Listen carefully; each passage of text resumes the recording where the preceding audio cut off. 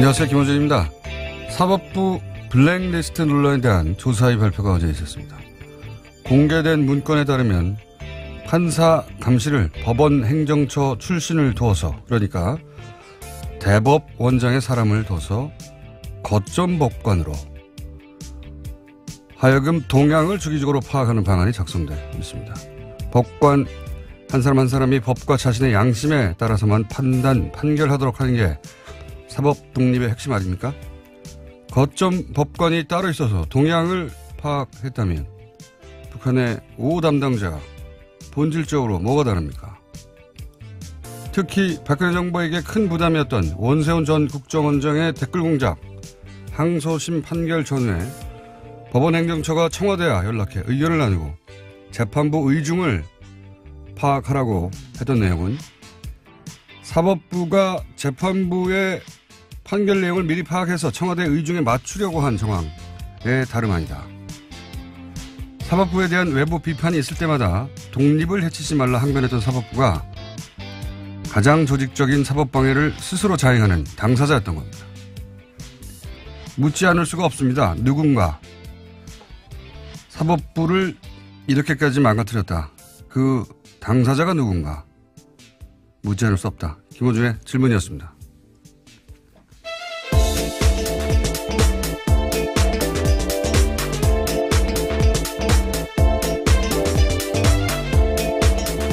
시사인의 김은지입니다. 네. 굉장히 큰 뉴스죠, 사실은. 네, 그렇습니다. 사법부가 독립이 헤쳐졌다라는 건데요. 근데 그게 이제 사법부 내부에서부터 그런 일을 조직적으로 했다는 게, 가장 큰 포인트입니다. 네. 이게 뭐 어디서 찍어 눌러서 예전에 군사정권처럼, 협박을 해서 그게 아니고 사법부가 스스로, 법원 행정처 사람을 거점 법관은 뭡니까? 거점 법관을 둬서 동향을 파악하도록 했다. 판사 한 사람 한 사람은 자부심이 강하고 자기가 스스로 판단한다고 하는 사람들인데 이렇게 거점 법관이 누군가 있었다는 게 자기 주변에 굉장히 충격적일 거라고 봅니다. 그래서 저희가 얼마나 충격적인지 이정열 전 판사님이 직접 나가겠다고 해서 저희가 잠시 후에 요 사안을 좀 더 심도 있게 다뤄보겠지만 일단 뉴스 훑어보겠습니다. 첫 번째 뉴스는 뭡니까? 네, 가장 중요한 뉴스이기 때문에 앞에 배치했습니다. 이른바 판사 블랙리스트를 조사한 법원 추가조사위원회가 어제 조사 결과를 발표했습니다. 2015년 원세훈 전 국정원장의 댓글 사건 재판 과정에 박근혜 정부 청와대 민정수석실이 개입한 정황이 나온 건데요. 이 문서에는 당시 우병우 수석이 이끄는 박근혜 정부의 청와대 민정수석실에서 법원 행정처의 항소 기각을 기대하면서 판결 전망을 문의했습니다. 그러자 행정처가 재판부의 의중을 간접적으로 파악하려고 노력하고 있다라고 썼는데요. 그런데 1심 결과와는 달리 예측이 어렵다라는 이야기도 쓰여 있었습니다. 이게 제가 보기에는 1심 결과는 자기가 알아서 전달했다는 거거든요. 실제 이 이야기는 이 조사 결과가 나오기 전부터 고 김영환 수석 비망록이 나왔을 때부터 네, 수첩에 쓰여 있죠. 계속해서 거론이 됐던 얘기입니다. 왜냐하면 그때 이미 1심 판결 나기 전에 1심 결과가 수첩에 적혀 있지 않느냐. 어떻게 알았냐. 근데 이제 입증할 수가 없으니까 흐지부지 됐는데요.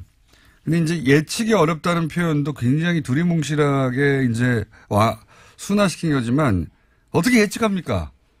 네, 앞선 1심 결과는 예측했다라고 해석되는 대목입니다. 그러니까 예측이라는 표현을 썼지만 사법부가 역술인들이 아니잖아요. 어떻게 예측합니까? 물어봤지. 물어봐서 알아내가지고 알려줬다는 얘기죠. 예. 1심 때는. 2심 때는 그 담당 판사가 완고하다든가 아니면 그 이야기를 전혀 입에 열지 않는다든가 누구한테도 말하지 않는다든가 그래서 알기가 어려웠다 이런 얘기잖아요. 1심 때는 말해줬다는 얘기죠. 네, 가장 관심을 받았던 공직선거법 관련해서는요, 무죄를 내렸거든요. 1심 재판은요. 네. 그런데 2심에서는요, 징역 3년 되고요, 법정 구속됐습니다. 자, 그런데 이제 더 재밌는 것은, 더 황당한 것은, 우병우 전 수석 여기서 등장합니다. 우병우 전 수석이, 그렇다면 상부심을 전원 합의체로 해달라. 이 의미는 잠시 후에 이정열 판사와 얘기 나눠보겠지만, 이렇게 요구했는데 또 그 요구대로 됐어요. 네, 그렇죠. 그래서 13대 0이라는 결과로서 다시 파기환송이 됐습니다. 그러니까 여기 쓰여 있는 그대로 실행됐다라고 볼 수 있는 거죠. 파기환송됐다는 요 사건에 관해서 저희가 몇 달 전에 어떻게 파기환송됐는지 진원, 시큐리티 파일, 이 증거 능력을 인정하지 않아서 파기환송됐다 이렇게 얘기했거든요. 네, 핵심 증거입니다. 예. 근데 이제 여기 문서에 보면은 핵심이 증거 능력 인정이다. 예. 그런 얘기가 적혀 있고 그 증거 능력을 인정하지 않아서 파기환송이 돼버린 거죠. 예. 이 파기환송돼서 사법부 내에서도 난리가 났었죠. 이게 뭐냐고. 근데 이제 조금 더 자세히 진원과 시큐리티를 얘기하면 진원하면 무슨 영화 같잖아요. 그게 아니고 논지를 뒤집어 놓은 겁니다. 좀 자세히 설명하자면 이게 무슨 얘기냐면 심리전을 펼칠 때 주요한 이슈가 있잖아요. 네, 매일매일 그런 내용들을 봤는데요. 어떻게 해야 되는지 지시받는 내용입니다. 그러니까 국정원장과 부소장 회의에서 주요한 지시사항이 나옵니다. 논지가 결정되는 거죠. 그 논지가 적힌 거예요. 그걸 진원이라고 제목을 적어 놓은 겁니다. 진원이 뭔지 설명을 안 해주니까 이게 무슨 엄청난 컴퓨터 파일 같잖아요. 그게 뭐 CPU 제목 같잖아요.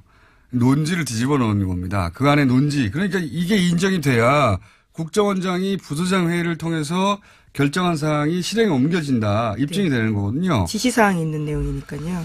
그리고 이제 시큐리티 파일은 여기 보면은 아이디가 적혀 있고, 그러니까 그때 당시 심리전단 팀 안보 5팀인가요? 네, 김땡땡 직원의 이메일에서 나온 겁니다. 그러니까 앞 두 글자 이름이 적혀 있어요. 뭐 김모 이렇게 적혀 있고 그 한 사람당 30개의 계좌와 계정요. 계정. 예. 예, 계좌가 있으면 더 놀라운 일이었을 것 같은데요. 계정과 비번이 적혀 있어요. 네. 한 사람당 30개씩. 그리고 22명의 그 실제 명단하고 정확하게 일치해요. 그러니까 이게 초창기의 트윗 계정 아이디라고 하는 거거든요. 이것도 이런 논지가 결정되면 이런 사람들이 퍼뜨렸다. 결정적인 거죠. 예, 심리전의 범위가 확 넓어지는 겁니다. 예, 그러니까 지시사항을 그대로 수행했다. 이거는 뭐 이게 인정되면 흔히 말하는 요즘 빼박인 거죠. 빼박. 그런데 이거를 증거 능력을 인정하지 않았어요. 왜 인정하지 않았냐. 본인의 이메일이 맞고 본인의 이메일에서 나온 것도 맞고 본인의 이메일에 해킹된 적도 없고 그런데 내가 작성한 게 기억나지 않는다. 예, 갑자기 그렇게 부인했습니다. 처음에 재판 나왔을 때만 하더라도 그렇게 이야기 안 했는데요. 어디서 코치를 받고 왔는지 두 번째 재판 나왔을 때 그렇게 말을 바꿨거든요. 본인의 이메일이고 그리고 해킹된 적도 없고 자기께 맞으면 부인할 수가 없잖아요. 그래서 부인하지 않았어요. 근데 갑자기 부인을 합니다. 기억나지 않는다고. 그랬더니 증거 능력이 없다고 파기환송을 해버린 거, 이거 황당한 일이 벌어졌는데 그게 그냥 벌어진 게 아니라 이런 주고받는 상황에서 이런 일이 벌어졌다는 겁니다. 예, 대법원 행정처가 코치했다라고 볼 수밖에 없는 상황이죠. 당연히 그렇게 의심을 할 수밖에 없는 겁니다, 이제. 그런 일이 그러니까 특정 재판에 대해서 사실은 이렇게 끌고 가야 되겠다고 청와대와 사법부의 법원 행정처에서 계속 의논을 했던 거죠. 그래서 이렇게 하면 된다. 해서 그 방향으로 가서 실제 그렇게 얼토당토하는 결과를 내버린 거예요. 네, 그 증거가 나온 겁니다. 이번에 물증이요. 더 황당한 것은 지금 이게 이제 사법부가 자체적으로 그 당시 그 당시 행정처에서 쓰이던 그 주요한 그 컴퓨터를 다 열어본 게 아니에요. 다 네, 열어본 그렇습니다. 게 아니고 지금 법원 행정처에서는 거부했어요. 달라 그러는데.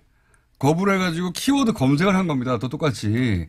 국방부 자체 조사가 우리가 신뢰할 수 없다고 하는 이유 중에 하나가 압수수색을 못하게 하는 거 있잖아요. 마찬가지입니다. 여기서는 키워드 검색을 해서 걸린 것만 나온 거고요. 게다가 그 컴퓨터에서 발견된 파일이 그런 방식으로 한 760개 정도 되는데 이 중에 300개는 이미 삭제된 거예요. 760개를 그럼 다 열었냐? 열지 못했어요. 760개 대부분을 열지 못하고. 왜냐하면 거기 비밀번호가 걸려있기 때문에 비밀번호가 걸려있는 걸 열지 못하고 나온 게 이 정도예요. 네, 사실 비밀번호 걸려있는 것도 설정을 풀 수 있는데요. 해당 판사들이 비밀번호를 알려주지 않아서 열어보지 못하고 있다고 합니다. 이게 조사도 아니에요. 제대로 된. 그냥 열려있고 키워드에 걸려있는 일부 파일에서만 이렇게 나온 겁니다. 이 정도가. 근데 비밀번호를 걸었으면 더 민감할 거 아닙니까, 내용이. 그걸 아예 열어보지도 못한 거예요. 네. 네, 그리고 핵심 인물로 꼽히고 있는 임종원 전 법원행정처 처장이 있습니다. 차장이 있는데요. 이 사람이 사용하던 공용 컴퓨터는 아직까지도 조사를 하지 못하고 있다고 합니다. 이게 이제 상식적으로 이해가 잘 안 가실 수 있는데 이건 직장 내에서 비유를 하자면 직장 내에서 자기들끼리 조사한 거예요. 말하자면 그것도 직장 내 다른 부서에서 우리 안 된다고 그거 검사 못 한다고 조사 못 한다고 해가지고 그거 못 한 거예요.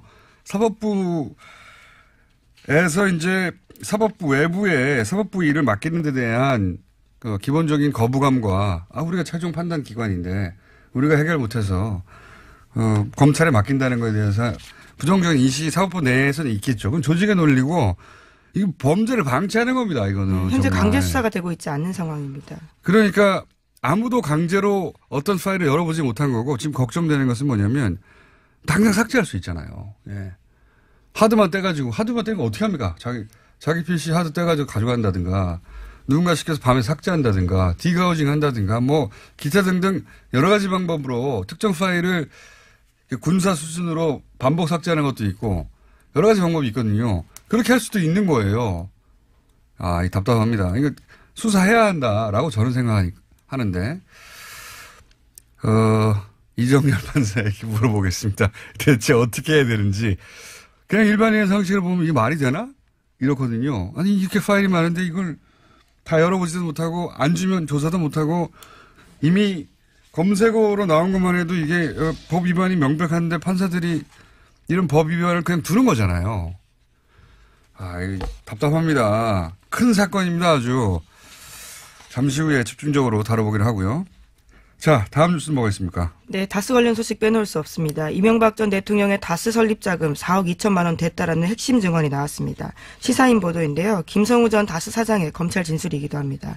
이 전 대통령이 다스 설립 자금을 됐다라는 증언이 나온 것은요, 이번이 처음입니다. 설립 자금의 액수가 나온 게 처음이군요. 네, 4억 2천만 원 냈다고 합니다. 1987년에 설립이 됐는데요. 당시에는 대부기공이란 이름으로 열렸습니다. 자, 다스 관련 소식이 이제 특활비가 갑자기 터지면서 약간 뒤로 미뤄져 있는데,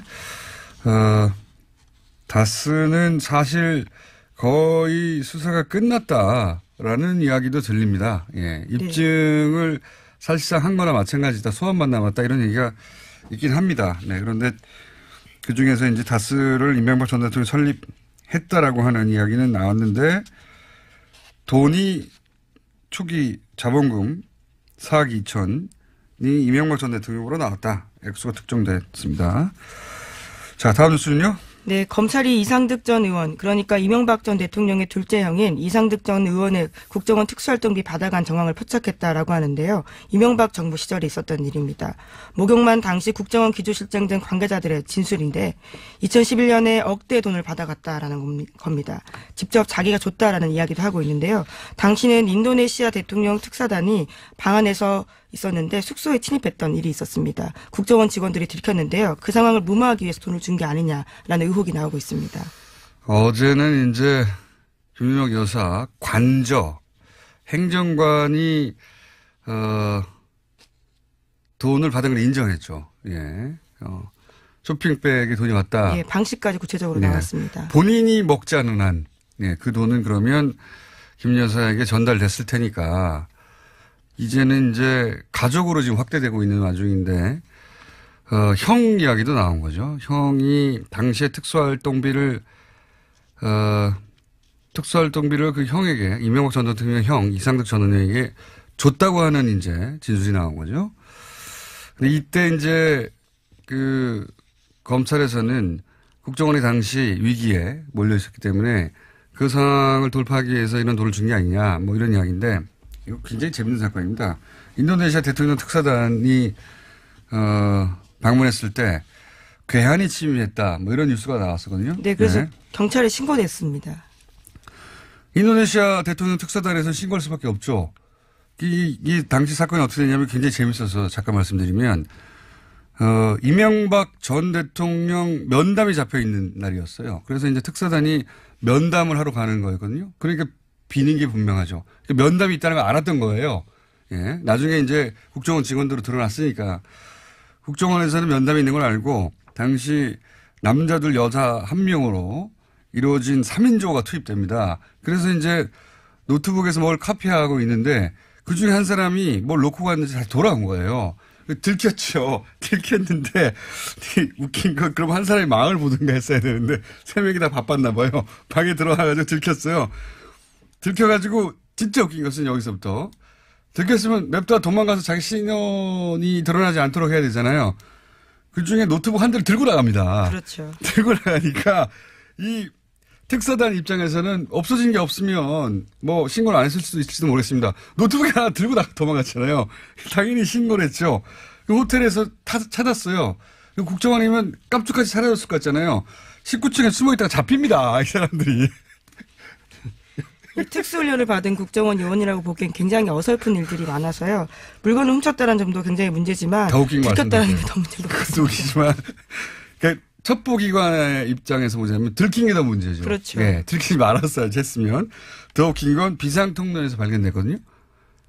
발견되니까 노트북을 주고 다시 도망가요. 굉장히 제가 보기에는 그 세계 첩보기관 사상 가장 치욕적인 사건 하나로 정말 망신스러운 예. 일입니다. 전 세계 베스트 10에 들어갈 정도의 사건입니다. 이게 노트북 들켰는데 눈앞에서 노트북 하나 들고 도망가고 그것도 비상통로에 숨어 있다가 호텔 직원한테 잡히니까 냅다 노트북을 돌려주고 다시 도망가고. 여기서 좀 이상한 점은 호텔 방문을 어떻게 열었느냐. 이 침입한 흔적이 없다. 예, 그럼 카드키를 가져가는 거 아니냐. 호텔이 협조한 거 아니냐. 게다가 이 비상통로에서 발견됐을 때 잡혔어야 되잖아요. 노트북을 주고 어떻게 도주하였냐. 도주도 이상합니다. 네, 그래서 당시에 국정원 별명이 걱정원이었습니다. 워낙 걱정 끼치는 일들이 많다고요. 그때 돌았던 변명이 더 웃깁니다. 바로 2층에 국정원 기관에서 쓰던 방이 있었는데 그 방에서 노트북을 가져오라고 했는데 방 번호를 잘못 알아가지고 그 아래층에서 그걸 가져갔다. 이런 식으로 해명했거든요. 말도 안 되는 소리죠. 그런데 직원 누군가 들어오는데 그 노트북 하나를 왜 들고 도망갑니까? 방 잘못 알았습니다. 해명해야 되죠. 예. 말도 안 되는 소리인데 어쨌든 그렇게 웃긴 사건이었습니다. 이게. 생각이 나서. 댓글 공작이 아무래도 치중하다 보니까 정보기관 본연의 역할을 제대로 못하는 게 아닌가. 굉장히 치욕적인 예.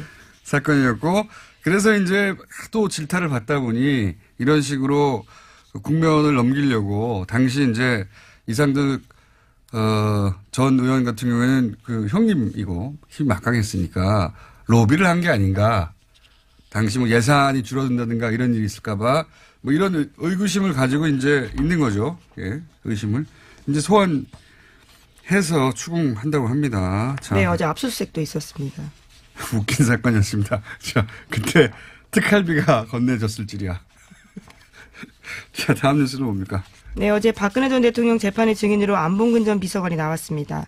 안 전 비서관은 박근혜 전 대통령에게 보고할 때 최순실 씨가 있었다라는 진술을 했는데요. 문고리 3인방으로 불린 이재만, 안봉근, 정우성 전 비서관이 있는데 이 세 사람이 보통 일요일 오후 3, 4시 청와대 관저에서 박근혜 전 대통령에게 업무를 보고했다고 합니다. 이때 최순실 씨가 옆에 있었다라고 합니다. 옆에 있었던 것까지는 놀랍지는 않아요. 이제 놀랍지 않은데 이 상하관계가 여실히 드러나는 증언이에요. 그러니까 문고리 3인방은 김기춘, 예, 막강했던 김기춘 비서실장조차 문고리 3인방을 어려워했다고 하거든요. 근데 이제 최순실 씨는 전혀 어려워하지 않았던 거죠. 예. 최순실 씨는 그 문고리 3인방도 어려워하지 않았을 뿐만 아니라 박근혜 전 대통령도 어려워하지 않았어요.